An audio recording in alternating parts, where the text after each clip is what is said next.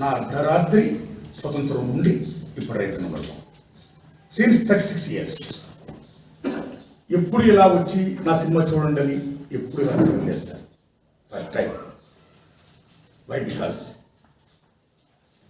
ఇవాళ భారతదేశంలో మన కేంద్ర ప్రభుత్వం పెట్టినటువంటి నూతన వ్యవసాయ చట్టాలకు వ్యతిరేకంగా, వాటితో పాటు విద్యుత్ సంస్థల చట్టాలకు వ్యతిరేకంగా, ఈయనటితో పాటు డాక్టర్ ఎంఎస్ స్వామినాథన్ కమిటీ సిఫార్సుని చట్టబద్ధత చేసి ఇంప్లిమెంట్ చేయాలని మహోన్నత ఆశయాలు since 14 months Delhi, Rajasthan, UP, Punjab, Haryana చుట్టుపక్కల మహోన్నతంగా ఉద్యమం సాగుతుంది.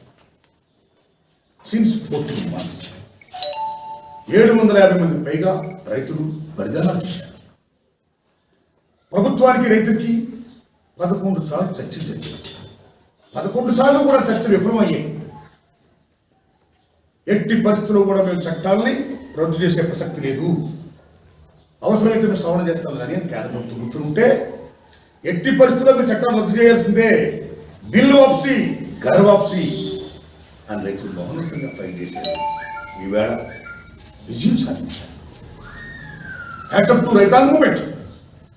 నరేంద్ర మోడీ గారు పశ్చాత్తాపడ్డారా?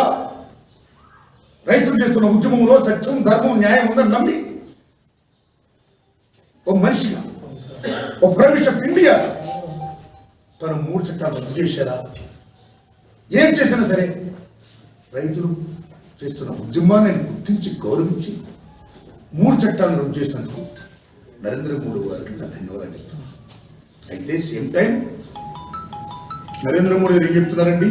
రైతులారా, మీ డిమాండ్స్ని యాక్సెప్ట్ చేస్తున్నా, 3-4 చట్టాలు రద్దు చేస్తున్నా, దయచేసి మీరు ఎన్నకి వెళ్ళిపోండి, మీ చారాలకు వెళ్ళండి, మీ పని మీరు చేసుకోండి అని అంటమే కాకుండా యావత్ భారత జాతి నన్ను క్షమించండి అని కూడా కోరాడు. ధన్యవాదాలు. అయితే నరేంద్ర మోడీ గారిని నా రైతులు ఏమని అడుగుతున్నారండి?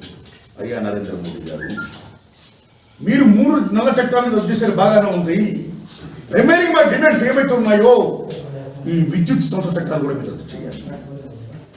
వై?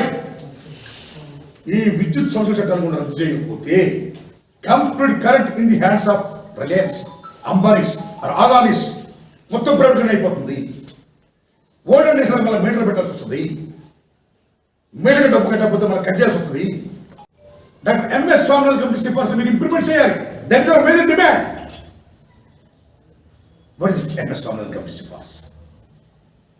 2006 ముందు మన భారతదేశంలో 3,50,000 మంది పైగా రైతులు ఆత్మహత్య చేసుకున్నప్పుడు అప్పటి కాంగ్రెస్ గవర్నమెంట్, యూపీఏ గవర్నమెంట్ ప్రముఖ వ్యవసాయ శాస్త్రవేత్త డాక్టర్ స్వామినాథన్ గారిని పిలిచి, అయ్యా స్వామినాథన్ గారు, రైతులు ఆత్మహత్య చేసుకుంటున్నారు, ఆత్మహత్యలు ఆగాలంటే ఏం చేయాలి? ఒక కమిటీ వేస్తున్నాం మీతో, మీ రిపోర్ట్ ఇవ్వని చెప్తే డాక్టర్ స్వామినాథన్ గారు ఆ కమిటీతో మొత్తం భారతదేశం అంతా పరిశీలించి, పర్యటించి, పరిశోధించి ఈ gave a report. What is the MS Swaminathan committee సిఫార్సు? What is the report? రైతు తన పండించే పంటకి తను పెట్టే పెట్టుబడి, శ్రమ, కుటుంబ శ్రమ, కౌలు, వడ్డీ ఎన్ని పోను అదనంగా 50% లాభం అంటాడు. అలా ఇచ్చినాడు ఏ రైతు ఆత్మహత్య చేసుకోవడం చెప్పాడు. అయితే మన కర్మ ఏంటంటే ఏ కాంగ్రెస్ గవర్నమెంట్ అయితే అప్పుడు ఎంఎస్ స్వామినాథన్ కమిటీని ఏర్పాటు చేసిందో అదే కాంగ్రెస్ భారతదేశంలో తిరిగి మేఘన్ అధికారంలోకి వస్తే డాక్టర్ ఎంఎస్ స్వామినాథన్ కమిటీ సిఫార్సు మేము ఇంప్లిమెంట్ చేస్తామని చెప్పాడు.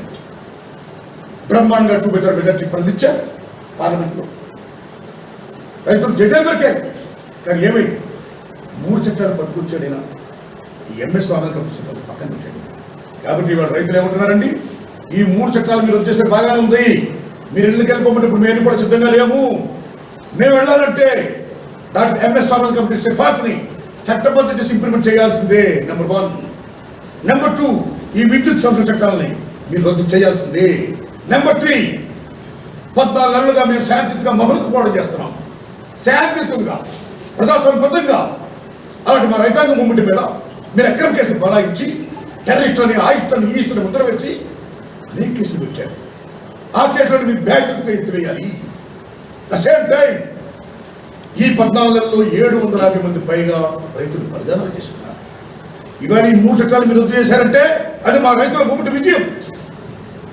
బలిదానాలు చేసిన ఆ అమరవీరుల త్యాగ ఫలమది. కాబట్టి వాళ్ళ కుటుంబానికి మీరు యాక్షన్ ప్రకటించాల్సింది. ఈ డిమాండ్స్ అన్ని మీరు యాక్సెప్ట్ చేస్తున్నాడే మేము వెళ్ళి చెప్తాం అని డిక్షనరీ మనందరూ కూడా సెల్యూట్ చేయాల్సింది. అలాంటిది మీరు నమ్మండి, పార్లమెంట్లో తోమర్ గారు వ్యవసాయ శాఖ మంత్రి గారు అంటారు 750 మంది రైతులు ఆత్మహత్య చేసుకున్నారా? మాకు రిపోర్ట్ రాలేదే.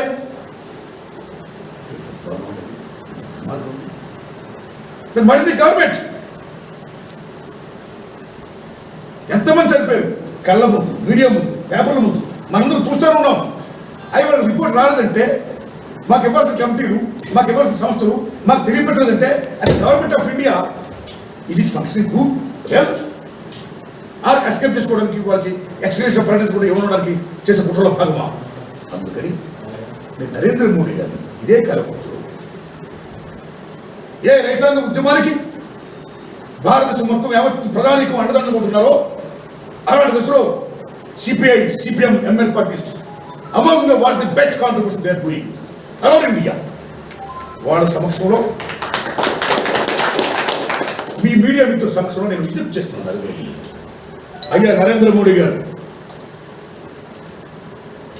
గత 2 ఏళ్లుగా యావత్ ప్రపంచం కరోనా మహమ్మారికి భయకంపితమైపోయి మాస్కులు ధరించి శానిటైజర్లు పూసుకొని ఇళ్లకే పరిమితమైపోయిన దశలో ఏ మాస్కులు ధరించకుండా, ఏ శానిటైజర్లు పూసుకోకుండా 4 కాలం కష్టపడి మనందరికీ అన్నం పెడుతున్న ఆ అన్నదాతలు, ఆ రైతులు ఎవరైతే ఉన్నారో ఆ రైతుల పట్ల మీకు ఏ మాత్రం గ్రాటిట్యూడ్ ఉన్నా, గుర్తింపు, గౌరవం ఉన్నా దయచి వారి డిమాండ్స్, రిమైనింగ్ డిమాండ్స్ కూడా మీరు యాక్సెప్ట్ చేసి వాడు హ్యాపీగా సంతోషంగా వెళ్ళగలిగినట్టుగా మన పనులు చేసుకుంటుగా మనందరికీ అన్నం పెట్టేట్టుగా చేయండి. నేను సభాముఖంగా నరేంద్ర మోడీ గారిని నేను విజ్ఞప్తి చేస్తాను. దిస్ ఇస్ మై ఫిల్మ్ రైతన్నండి. ఈ రైతన్న సినిమా రేపు శనివారం నుంచి ఇక్కడ పార్థార్ థియేటర్ కలకుర్తిలో మార్నింగ్ షో 1 వీక్ ఆడుతుందండి. కలకుర్తి, గద్వాల్, నారాయణపేట్, అచ్చంపేట్, కొత్తకోట ఈ సెంటర్ రిలీజ్ చేస్తానండి. ఈ సందర్భంగా నేను కలకుర్తి వచ్చానండి. మన ఎమ్మెల్యే జయపాల్ యాదవ్ గారిని కలుసుకున్నానండి. ఆ సార్ నేను విజ్ఞప్తి చేశాను. నా విజ్ఞప్తిని మన్నించి నారాయణమూర్తి చాలా మంచి సినిమా తీసావు, చాలా మంది చెప్పారు, విన్నాను. నేను తప్పకుండా చూస్తాను, నేను ఫోటో గారు అవ్వడం నేను చూపుతాను అని ఆ పెద్ద చెప్పడం. దాంతోపాటు ముఖ్యంగా నా సిపిఐ, సిపిఎం మెంబర్ పరిశోధనని కలుసుకొని బికాస్ క్షేత్రస్థాయిలో నిర్ణయం చేస్తారు. ఒక కళాకారుని సినిమా తీసి రైతు చూడండి, సినిమా ఏమాత్రం బాగున్నా సరే ఆదరించండి, 10 మంది చెప్పండి. అలా మీ మీడియా ముందు విజ్ఞప్తి చేస్తున్నాను. బికాస్ ముఖ్యంగా రైతులు చూడాలి, ప్రజలు చూడాలి. ఎందుకంటే మిత్రులారా, దిస్ ది మేజర్ పాయింట్. ఈ వ్యవసాయం అనేది మీరు నమ్మండి మిత్రులారా, 3 విభాగాలుగా ఉంటుంది. మోస్ట్ ఇంపార్టెంట్ 1, భారతదేశంలో ఎన్ని కోట్ల మంది పాపులేషన్ ఉన్నారు? దగ్గర 130 crores.